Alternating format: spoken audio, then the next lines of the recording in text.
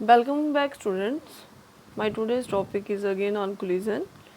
Last time I discussed with you collision, elastic collision, or we can say a perfectly elastic collision or head-on collision. But today I am going to discuss with you inelastic collision or perfectly inelastic collision. So this is collision. ठीक है, तो collision कितने types का मैंने आपको बोला था? elastic collision, inelastic collision,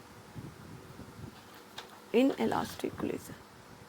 ठीक, ये हमने डिस्कस किया था. इलास्टिक कोलिजन में हमने क्या देखा था कि उसमें जो एनर्जी लॉस है वो नहीं होता है, जहाँ होता है तो बिल्कुल कम होता है. और बट इन मोमेंटम जो है, momentum in every type of collision remains conserved, वो सेम रहता है.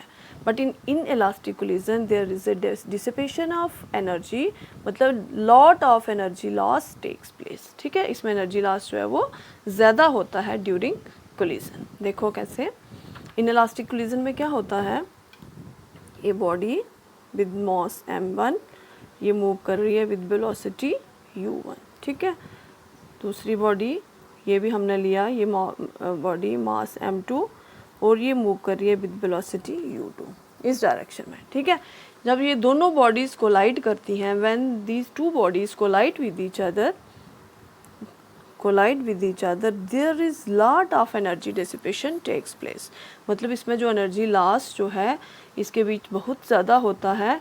और जो बॉडी जो है जब मूव करती है, ये जो बॉडीज़ हैं आफ्टर कोलिजन जब ये फाइनल पोजीशन में जाके मूव करती हैं, तो ये दोनों बॉडीज़ एक दूसरे के साथ बिल्कुल कोइंसाइड करके मूव करती हैं, बिल्कुल चिपकी होती हैं. ये दोनों मासेस एक दूसरे के साथ बिल्कुल चिपके होते हैं और ये मूव करते हैं विद वेलोसिटी v. ठीक है बच्चे, तो ये हमने देख लिया. ये कंसेप्ट आता है हमारा इन इलास्टिक कोलिजन में, या फिर हम बोल सकते हैं परफेक्टली इन इलास्टिक कोलिजन. ठीक, तो as we have read that energy momentum remains conserved throughout the system, so we take here the case of momentum. As momentum is conserved, as momentum is conserved, so यहाँ से हम ले लेते हैं, क्या आएगा, m1 u1. एज मोमेंटम क्या होता है, mass into velocity. This is mass, this is velocity, plus m2 u2 is equal to आपका क्या आएगा, मासेस दोनों जो हैं वो एक दूसरे के साथ बिल्कुल कोइंसाइड कर रहे हैं, तो ये आ जाएगा m1 plus m2 into v. ठीक है, यहाँ से आप लोग v की वैल्यू ले लीजिए. m2 to v is equal to m1 u1 plus m2 u2. v की वैल्यू आ गई m1 u1 plus m2 u2 upon m1 plus m2. ठीक, अब जो वेलोसिटी v है वो हम देखेंगे कि वो वेलोसिटी पॉजिटिव है वो या नेगेटिव है, वो डिपेंड करता है कि वो जो बॉल्स हैं वो कोलाइड कर रहे हैं किस डायरेक्शन में, जो कोलिजन हो रहा है वो किस डायरेक्शन में हो रहा है. देखो मैं एक न्यूमेरिकल लेके आपको ये एक्सप्लेन करती हूँ कि हमने ले लिया, हमारे पास एक बॉल है जिसका मास कितना है, हम ले लेते हैं 3 kg और ये विद वेलोसिटी 2 मीटर पर सेकंड के साथ मूव कर रहा है. ठीक है, जब ये जाएगा तो यहाँ से हम दूसरा बॉल ले लेते हैं जिसका मास है 1 kg और ये इसका जो वेलोसिटी है वो है 1 मीटर पर सेकेंड. ठीक है, इसकी वेलोसिटी हमने ले ली 3 मीटर पर सेकेंड ले लेते हैं, इसकी वेलोसिटी हमने ले ली 3 मीटर पर सेकेंड. ठीक, तो जो वेलोसिटी ये आएगी 3 मीटर पर सेकेंड. अब बॉल जो है वो इस डायरेक्शन में मूव कर रहा है आपका. ठीक, इस साइड आएगा बॉल, तो इसकी वैल्यू हम क्या लेंगे, नेगेटिव. ठीक, ये दोनों जब कोलाइड करते हैं, दोनों बॉल कोलाइड करेंगे, there will be energy loss takes place. और जो आपको मिलेगा, ठीक है, जो फाइनल में आपको मिलेगा विद वेलोसिटी v जो मूव करेंगे ये जो कोलिजन होगा, और फाइनल में जो बॉल ये होगा इनके बीच में कोलिजन, वो हम फाइंड आउट करेंगे कि वो हमें किस डायरेक्शन में मिलता है. हमें v की वैल्यू जो है वो पॉजिटिव मिलेगी या नेगेटिव मिलेगी. ठीक, तो क्या करते हैं हम, v आ गया, m1 कितना है हमारे पास 3 kg इंटू u1 कितना है हमारे पास 2 metre per second, plus m2 कितना है हमारे पास 1 kg इंटू u2 कितना है, हम लेंगे -3 मीटर पर सेकेंड. ठीक, सॉरी m1 कितना है आपके पास 3 kg प्लस m2 है 1 kg। ठीक, मोमेंटम का जो यूनिट होता है वो होता है किलोग्राम मीटर पर सेकेंड। ये आ गया 6 kg metre per second plus minus minus 3 kg metre per second upon 4 kg। ठीक, तो वी क्या आया 6 ये आ गया 3 kg metre per second upon 4 kg। तो वेलोसिटी यहाँ से क्या मिल गई आपको 3/4 मीटर पर सेकेंड। मतलब आपको क्या वैल्यू मिली है पॉजिटिव। वेलोसिटी की वैल्यू क्या मिल गई आपको पॉजिटिव। मतलब जो आफ्टर कोलिजन जो बॉडीज मूव कर रही हैं वो along the x in the direction of positive x axis, not in a direction negative x axis but in a direction of positive x axis। Clear बच्चा, ये वाला पॉइंट आपको clear. उसके बाद हम लेते हैं कि एनर्जी लास्ट जो है वो कितना हुआ, एनर्जी डिसिपेशन कितना हुआ। उसके लिए हम लेते हैं, हमें पता है कि जो एनर्जी है काइनेटिक एनर्जी है वो किसके बराबर है 1/2 mv² के बराबर। तो हाँ यहाँ से हमारा E1 क्या आएगा 1/2 m1 v1² और जो हमारा m1 u1² plus 1/2 m2 u2²। ये आ गया आपका E1। E2 क्या आएगा आफ्टर कोलिजन, ये बिफोर कोलिजन की बात हो रही है। ठीक, बिफोर कोलिजन। और आफ्टर कोलिजन क्या आएगा 1/2 m1 प्लस m2, वेलोसिटी क्या है v, तो v²। ठीक है बच्चा, E1 आ गया 1/2 m1 u1² plus 1/2 m2 u2² before collision. और E2 जो है 1/2 m1 plus m2 into v का स्क्वायर आफ्टर कोलिजन। ठीक, अब हमने टोटल एनर्जी लॉस जो है वो फाइंड आउट करना है। उसके लिए हम क्या करेंगे, एनर्जी ले लेंगे टोटल एनर्जी E। तो उसका जो फाइंड आउट करना है उसको हम कैसे फाइंड आउट करेंगे E1 माइनस E2। क्या करेंगे हम E1 माइनस E2। तो ये सिंपल मैथमेटिक्स है, आप ध्यान से देखिए। E1 है आपके पास 1/2 m1 u1² plus 1/2 m2 u2² minus E2 क्या है 1/2 m1 plus m2 into v²। ठीक, अब E is equal to 1/2 m1 u1² plus 1/2 m2 u2² minus 1/2 m1 plus m2। v की वैल्यू क्या थी आपके पास बच्चा, ये देखिए आप, v की वैल्यू क्या थी आपके पास, v की वैल्यू है m1 u1 plus m2 u2 upon m1 plus m2। ठीक है, तो ये वैल्यू आप इधर सब्स्टिट्यूट कीजिए, क्या आएगा m1 u1 plus m2 u2 upon m1 plus m2 का स्क्वायर। ठीक है, ये आ गई आपकी v की वैल्यू, आपने यहाँ पर सब्स्टिट्यूट कर दी। उसके बाद आप लोग देखिए क्या आएगा, इसको आप करिए 1/2 m1 u1² plus 1/2 m2 u2²। ध्यान से आपने इसको ऑपरेट करना है माइनस m1 प्लस m2, इसको आप लिख लीजिए m1 u1 plus m2 u2 का whole square upon m1 plus m2 का भी स्क्वायर आएगा। ठीक है, स्क्वायर दोनों के साथ है ना, ऊपर भी स्क्वायर आ गया नीचे भी आ गया स्क्वायर, इसका होल स्क्वायर आ गया, इसका m1 प्लस m2 का भी हमने स्क्वायर कर लिया।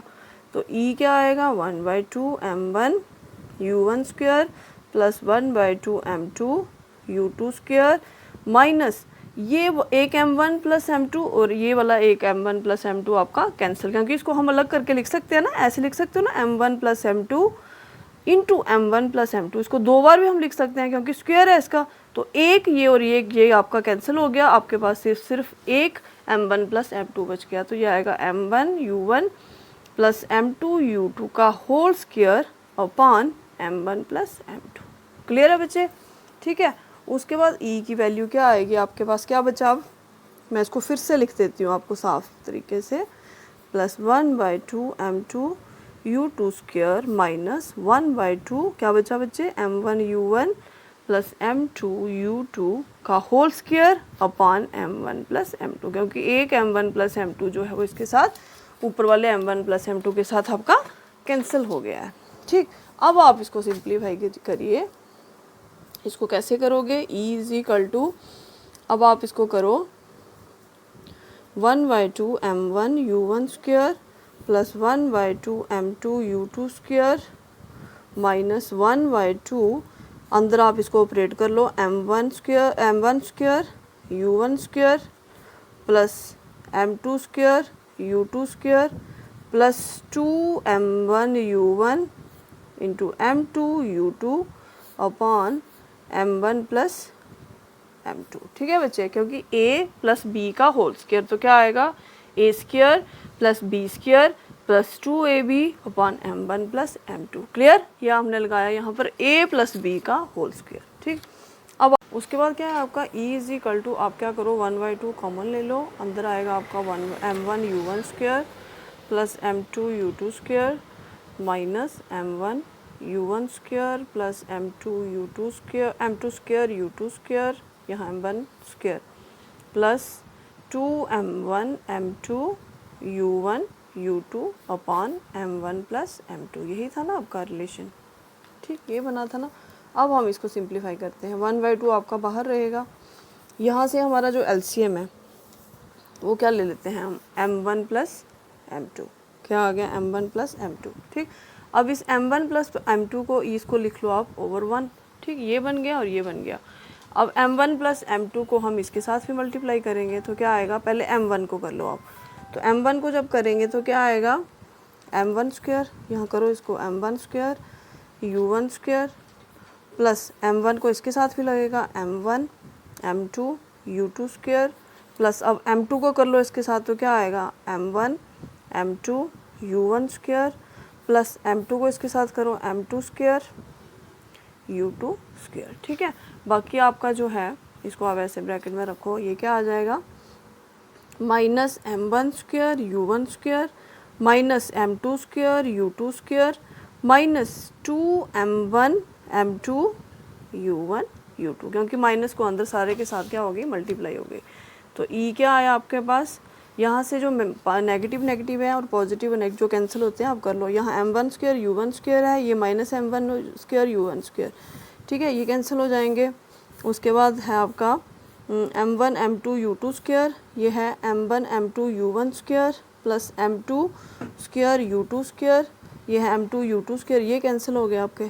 ठीक, तो ये बचा आपके पास m1 m2 u2 स्क्वायर। बच्चे ये सिंपल मैथमेटिक्स है, आपने खुद बैठ के ये ट्राई करना है, इसकी प्रैक्टिस करनी है तभी आपको ये आएगा। मैं आपको मेथड बता रही हूँ कैसे कैसे करना है। 2m1 m2 u1 u2 upon m1 plus m2। ठीक है, तो e क्या आएगा आपके पास, e इज इक्वल टू 1/2, ये करिए आप लोग। ठीक है, तो इसके बाद आपका क्या आएगा e इज इक्वल टू, इसको बच्चे ऐसे कर लीजिए 1/2 m1 m2 m1 m2 m1 m2, तीनों में इसको हम कॉमन लेते हैं m1 m2 और m1 प्लस m2 को भी हम बाहर ले लेते हैं। ठीक, तो हमारे पास अंदर क्या आएगा ब्रैकेट में u1 square plus u2 square minus 2u1 u2, यही बचा ना अंदर, क्योंकि बाकी सारा हमने बाहर ले लिया। 1/2 m1 m2 upon m1 plus m2, ये क्या बना आपका a माइनस बी का होल स्क्वायर। ठीक है, a माइनस बी का होल स्क्वायर क्या होता है a square plus b square minus 2ab, तो ये क्या बन रहा है u1 square plus u2 square minus 2u1 u2, तो ये क्या बनेगा u1 माइनस u2 का होल स्क्वायर। ठीक है बच्चे, ये बन गया a माइनस बी का whole square u1 minus u2 का होल। अगर हम u2 को पहले लिखते हैं u1 को बाद में लिखते हैं उसका कोई फ़र्क नहीं है। ठीक, तो ये आपका जो एक्सप्रेशन बनेगा e is equal to 1/2 m1 m2 upon m1 plus m2 into u1 minus u2 का होल स्क्वायर। ये आपका रिलेशन बनेगा कि एनर्जी जो है वो कितनी लास्ट होती है during in elastic collision through out the system. ठीक है बच्चा, this is all about today, thank you.